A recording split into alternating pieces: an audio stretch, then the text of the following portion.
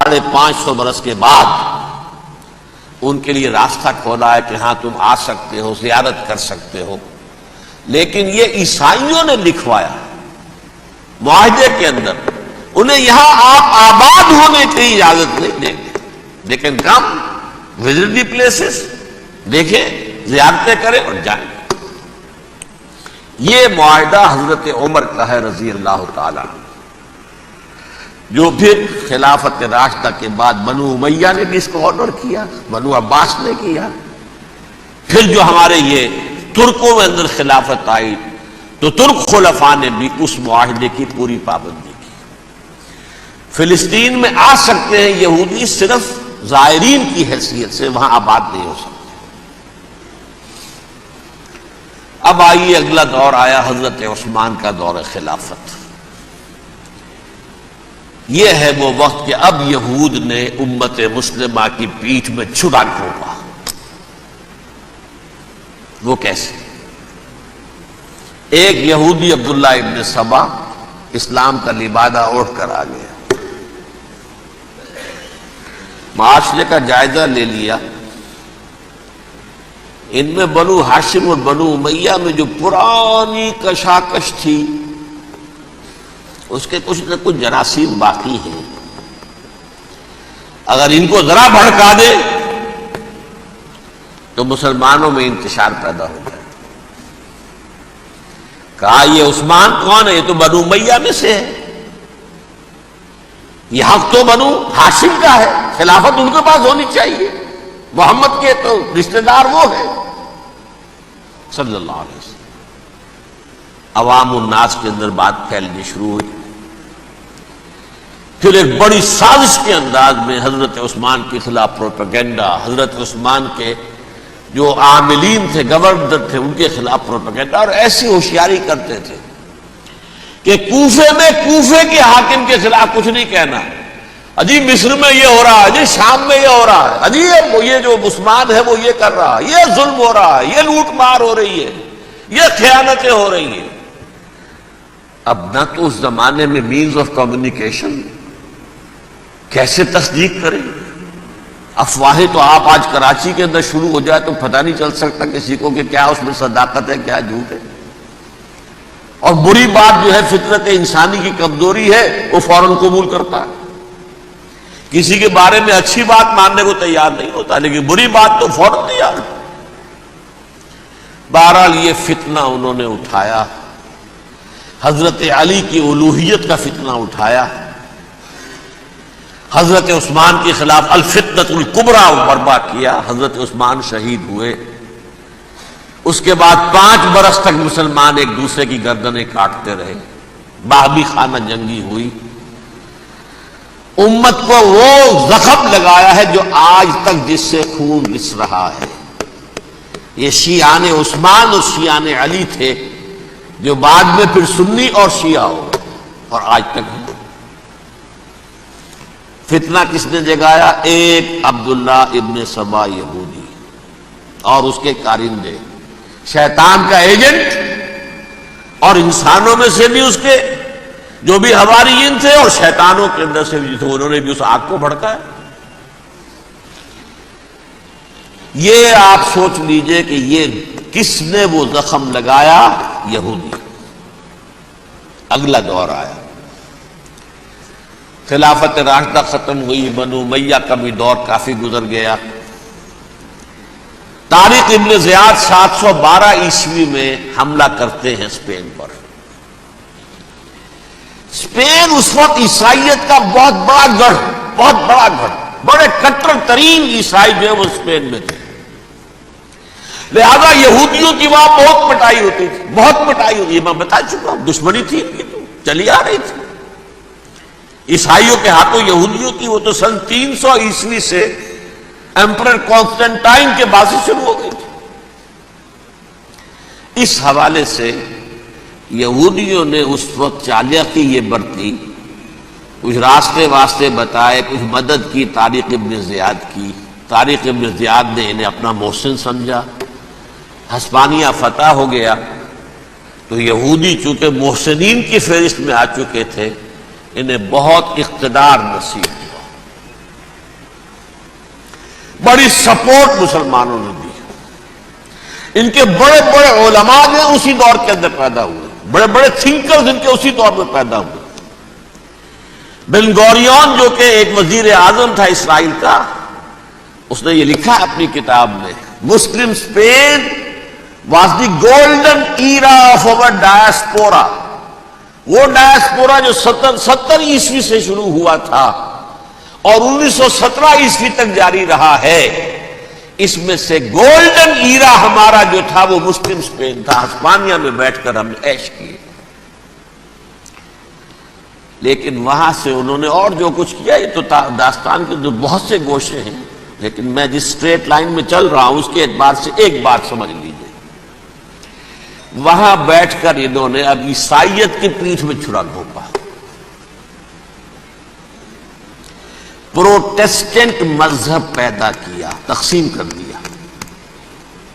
جیسے شیعہ سنی کی تقسیم, عبداللہ ابن سبا.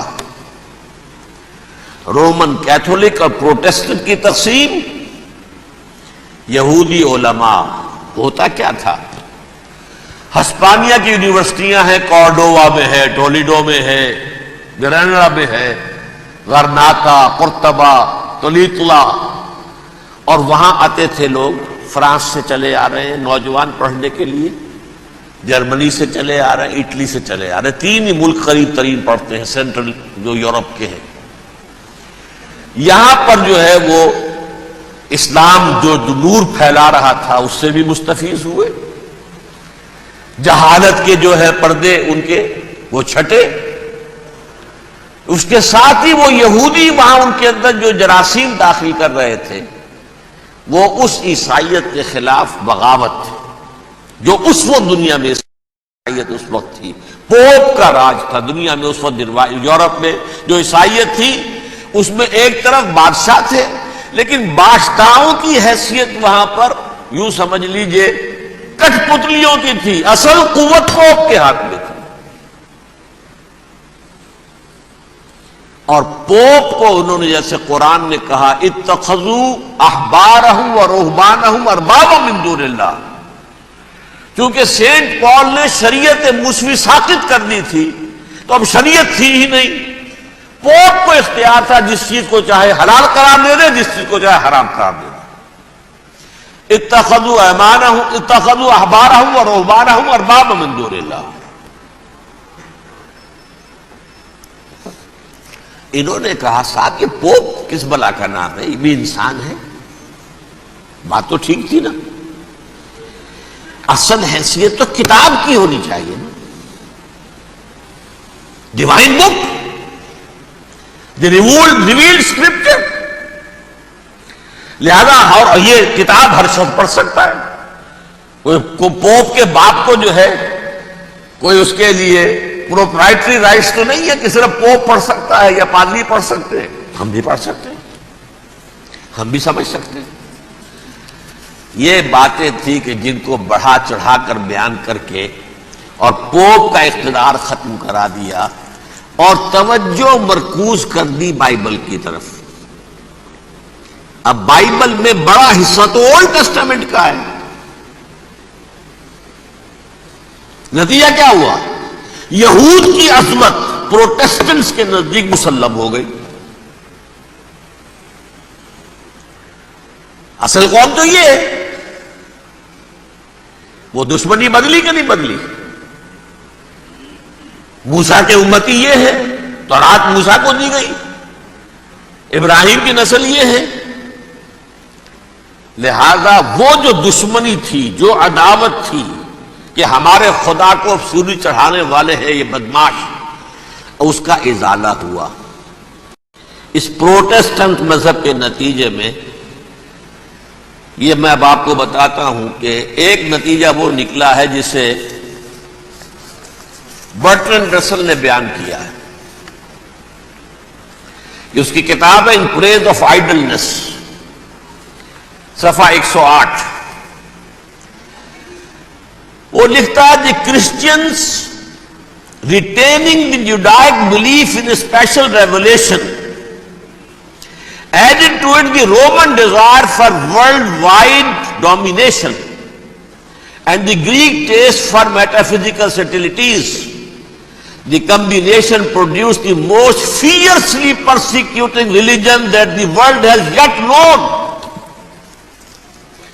یہ تین چیزیں آ کر عیسائیت میں مل گئی.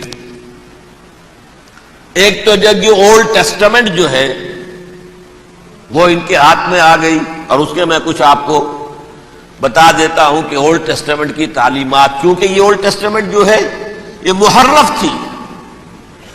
اصل تورات تو گم ہو گئی تھی 587 قبل مسیح میں, جب پہلی مرتبہ ہیکل جو ہے تباہ ہوا ہے, اس وقت ختم ہو گئی تھی. اس کے کوئی 150 سال کے بعد انہوں نے یادداشتوں سے مرتب کر کے لکھی ہے. اب اس میں ان کے اپنے خیالات, اپنے امانی, اپنی توجیحات وہ شامل ہو گئی. لہذا آپ ذرا میں آپ کو حوالے دیتا ہوں اس کتاب کے اندر مظالم کی جو تعلیم دی گئی ہے. اہل کتاب نے اپنے مظالم قتل عام کے جواز کے لیے تورات میں تبدیلیاں کی اور پیغمبروں پر دہشت ناکی اور بدترین حرام کاری کے الزامات لگائے. سنیے, پہلا حوالہ ہے یہ گنتی باب 31 آیات 17-18. اس لیے ان بچوں میں جتنے لڑکے ہیں سب کو مار ڈالو, اور جتنی عورتیں مرد کا منہ دیکھ چکی ہیں ان کو بھی قتل کر ڈالو, لیکن ان لڑکیوں کو جو مرد سے واقف نہیں اور اچھوتی ہیں اپنے لیے زندہ رکھو. یہ کسی اللہ کی کتاب کا یہ جملہ ہو سکتا ہے؟ کسی ریویلڈ بک کا؟ اور سنیے, یہ ہے استثناء ڈیٹرانومی باب 20 آیت 16-18. پر ان قوموں کے شہروں میں جن کو خداوند تیرا خدا میراث کے طور پر تجھ کو دیتا ہے, کسی ذی نفس کو جیتا نہ بچا رکھنا, جیسا خداوند تیرے خدا نے تجھ کو حکم دیا بالکل نیست کر دینا. مرد, عورتیں, بچے, بوڑھے سب ختم. یہ کتاب مقدس ہے. اور سنیے, سیموئیل باب 27 آیت نمبر 9. اور داؤد نے اس سرزمین کو تباہ کر ڈالا اور عورت مرد کسی کو جیتا نہ چھوڑا. نمبر 4, ان سب آباد شہروں کو ماں, عورتوں اور بچوں کے بالکل نابود کر ڈالا. کتاب استثناء باب 3 آیت 6. یہ ہے جو کہہ رہا ہے برٹرنڈ رسل, کرسچینٹی میں آ کر یہ تین چیزیں شامل ہو گئی. ایک تو یہ باربیرین یہ تعلیم جو ہے, اور یہ مذہب کے نام پہ تعلیم, یہ کتاب مقدس کی تعلیم. نمبر 2, رومنز کے اندر جو ایک تمنا تھی ورلڈ ڈومینیشن کی, وہ عیسائیت کے اندر آ گئی. اس لیے کہ پوری رومن امپائر جو ہے عیسائی ہو گئی, تو اسے وراثت کے اندر ورلڈ ڈومینیشن کی جو ایک تمنا تھی وہ مل گئی. اور پھر یہ کہ انہوں نے جو توہمات تھے یونانیوں کے, ان کو بھی اپنے ہاں مختلف شکلوں کے اندر جمع کر لیا. ان تین چیزوں کا the combination produced the most fiercely persecuting religion that the world has yet known. اس کے نتیجے میں دنیا میں تاریخ انسانیت کے اندر جو بدترین خوخار ترین مذہب ہو سکتا ہے وہ شکل عیسائیت نے اختیار کی ہے. اور اس کا مظہر عتم کیا تھا نوٹ کیجئے, صلیبی جنگیں. ایک بات ٹائم ٹیبل کے اعتبار سے نوٹ کر لیجئے گا, فرسٹ ملینیم ختم ہوا, سیکنڈ شروع ہوا. ان کے 1000 سال ختم ہوئے تو 11ویں صدی میں سیکنڈ ملینیم شروع ہوا, تو پہلی صلیبی جنگیں ہوئی. لاکھوں مسلمان قتل کیے گئے. صرف یروشلم کے اندر اتنا خون بہایا ہے کہ خود ان کے ہسٹورینز لکھتے ہیں کہ جب ان صلیبیوں نے جب گھوڑوں کے ساتھ وہ چل رہے تھے گلیوں میں تو ان کے گھوڑوں کے گھٹنوں تک خون کی ندی بہ رہی تھی، جہاں سے گزرے ختم کرتے چلے گئے، آبادیاں کی آبادیاں ختم کرتے۔ اگرچہ اس کروسیڈ میں گیہوں کے ساتھ گھن بھی پسا، یہودی بھی بہت مارے گئے۔ یہ فرانس سے، جرمنی سے جب یہ کروسیڈرز آ رہے تھے 3000 میل کا سفر طے کر کے آئے تھے، سوچئے تو صحیح۔ اربن ثانی پوپ جو تھا، آگ لگا دی تھی اس نے پورے یورپ کے اندر، شرم سے ڈوب مرو، تمہارے مقدس علاقے مسلمانوں کے ہاتھ میں، انفیڈلز، یہ کافر، یہ مرتد، یہ ملحد۔ مسیح جہاں پیدا ہوا، مسیح کو جہاں سولی دی گئی، وہ کہاں ہے؟ ان کے ہاتھ میں وہ آگ لگائی ہے۔ 3000 میل کا فاصلہ طے کر کے یہ قومیں آئی ہیں وہاں، اور جو تباہی مچائی ہے انہوں نے، تاریخ انسانی میں ایسی بربریت کی کوئی مثال۔ اور یہ ان کے اپنے ہسٹورینز لکھتے ہیں، شرم کے مارے ایسے محسوس ہوتا ہے جیسے ان کی گردنیں جھکی جا رہی ہوں لکھتے ہوئے۔ یہ جو بغاوت ہوئی پوپ کے خلاف، اس میں نوٹ کیجئے تاریخی اعتبار سے سب سے پہلے بغاوت کرنے والا ملک انگلستان تھا۔ اس نے اپنا چرچ علیحدہ بنایا، چرچ آف انگلینڈ، تو پوپ سے رشتہ منقطع ہے۔ The first Protestant kingdom in Europe was England.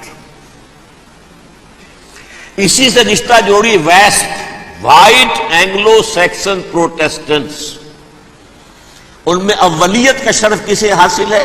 برطانیہ شریف کو۔ یہاں پر انہوں نے اب ایک بہت بڑا جو کارنامہ کیا، پوپ کی گرفت کم ہوئی یورپ پر سے، پروٹیسٹنٹ مذہب کا فروغ ہوا، تو انہوں نے سود کی اجازت حاصل کر لی۔ جب تک پوپ کی حکومت تھی سود حرام تھا، نو ٹرانزیکشن، نہ انٹرسٹ نہ یوزری، کچھ بھی نہیں۔ پروٹیسٹنٹس کے ذریعے سے سود کی اجازت حاصل کر لی، اس کے بعد بڑے بڑے بینک بنا کر بیٹھ گیا، the house of Rothschilds, the house of goldsmiths, یہ عمران خان صاحب کے جو خطر جو تھے، گولڈ سمتھ، یہ بینکرز، بڑی بڑی فیملیز۔ ان لوگوں نے کیا کیا؟ اب ریشہ دوانیاں، یورپ میں مختلف ملکوں کے درمیان جنگیں کروائیں سازشوں کے ذریعے سے، وہی کلما اوقدوا نارا للحرب، جنگ کے لیے آگ بھڑکا دینا تو ان کا پرانا مشغلہ تھا، جنگیں کرواتے تھے۔ پھر فرانس کے بادشاہ کو بھی قرض چاہیے اسلحہ کے لیے، انگلستان کے بادشاہ کو بھی قرض چاہیے، ہاؤس آف روتھشائلڈ کا ایک نمائندہ وہاں بیٹھا ہے، ایک یہاں بیٹھا ہے، اور منہ مانگے شرح پر سود کے اوپر قرض دے رہے ہیں۔ ان کو سب کو جو ہے ان کے سارے مالی وسائل کھینچ لیے، دولت پر قبضہ کر کے بیٹھ گئے، اور اس کا نتیجہ یہ نکلا چند 100 سالوں کے اندر کہ فرنگ کی رگے جاں پنجے یہود میں۔ اس سودی نظام کے ذریعے سے دولت پر ان کا قبضہ۔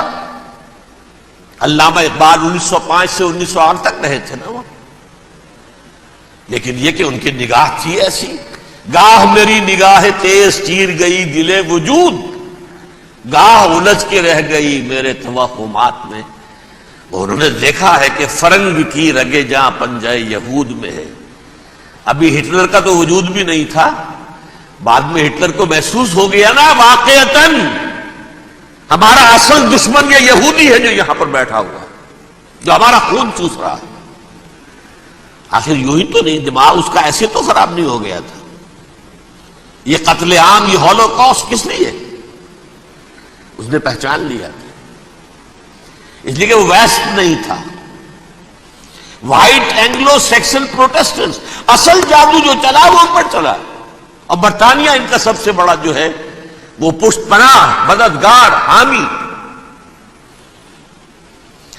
اس کے ساتھ ساتھ انہوں نے کوشش کی، یہ ترک خلفاء بیچارے، مرد بیمار تو بن ہی چکا تھا یورپ کے اندر، زوال سے دوچار ہو چکی تھی ترکی خلافت، انہوں نے بھی محل بنائے تھے، آج تجھ کو بتاتا ہوں تقدیر امم کیا ہے، شمشیر و ثنا اول طاؤس و رباب آخر، بڑے بڑے قرضے لے کر محل بنے تھے یہ، جو آج جا کر آپ استنبول میں دیکھ لیجئے، قرضوں کے اندر بندھے ہوئے، لیکن یہ کہ کم سے کم یہ ضرور کیا کہ بڑی سے بڑی رشوت انہیں یہودیوں نے پیش کی کہ کسی طرح ہمیں فلسطین میں آباد ہونے کی اجازت دے دو، لیکن this goes to their credit, انہوں نے کہا نہیں، یہ معاہدہ جو عمر نے کیا تھا رضی اللہ تعالی عنہ، اس کو میں نہیں بدل سکتا، تم جاؤ، جا کے زیارت کرو، آ جاؤ، تم وہاں آباد نہیں ہو سکتے، کیونکہ ترکی کا زیر زندگی تھا نا علاقہ، سلطنت عثمانیہ میں شامل تھا، پورا ویسٹ ایشیا، پورا ایسٹ یورپ، پورا شمالی افریقہ، 3 بر اعظموں پر پھیلی ہوئی تھی سلطنت عثمانیہ اور خلافت عثمانیہ، 400 برس تک خلافت ان کے ہاں رہی ہے، انہوں نے نہیں مانا، نتیجہ کیا نکلا، انہوں نے اس خلافت کے نظام کو ختم کرنے کی یہ سازش شروع کی، اس سازش کا نتیجہ تھا، اس کو دیکھ کر بھانپ کر ہندوستان میں تحریک خلافت چلی ہے، بولی اماں محمد علی کی جان بیٹا خلافت پر دے دو، ساتھوں تیرے شوکت علی بھی جان بیٹا خلافت پر دے دو، تحریک چلی، ابھی ختم نہیں ہوئی تھی خلافت، لیکن نظر آ گیا تھا، بڑا پیارا واقعہ ایک صاحب نے سنایا ہے کہ جب شیخ الہند جو ہیں اسیر تھے مالٹا میں، یہ 1915 سے 1920 تک رہے، تو وہاں جو تھا مالٹا کا جو کیمپ تھا جس میں کہ یہ اسیر تھے، اس کا کمانڈانٹ جو تھا انگریز، انہوں نے دیکھ لیا تھا یہ بہت فرشتہ خصلت انسان ہے، نورانی شکل ہے، تو وہ اچھا میل ملاپ تھا، ایک روز کہا حضرت شیخ الہند نے کہ آپ لوگ ہماری خلافت کے پیچھے کیوں پڑے ہوئے ہیں، وہ تو ایک مردہ شے ہے، اس میں کوئی جان تو ہے نہیں، کوئی طاقت نہیں ہے، پھر بھی آپ ہماری ایک نشانی ہے، اسے کیوں آپ جو ہے برباد کرنے پر تلے ہوئے؟ اس نے کہا اتنے بھولے نہ بنیے حضرت، ہمیں معلوم ہے اس نیم مردہ خلافت میں بھی طاقت اتنی ہے کہ اگر جہاد کا فتویٰ اس نے دے دیا تو انڈونیشیا سے موریتانیہ تک مسلمان کفن سر سے باندھ کے نکل آئے گا، یہ ہمیں معلوم، لہذا ہم نے ختم کرنا ہی کرنا، اور ختم کس سے کرایا؟ ایک فری میسن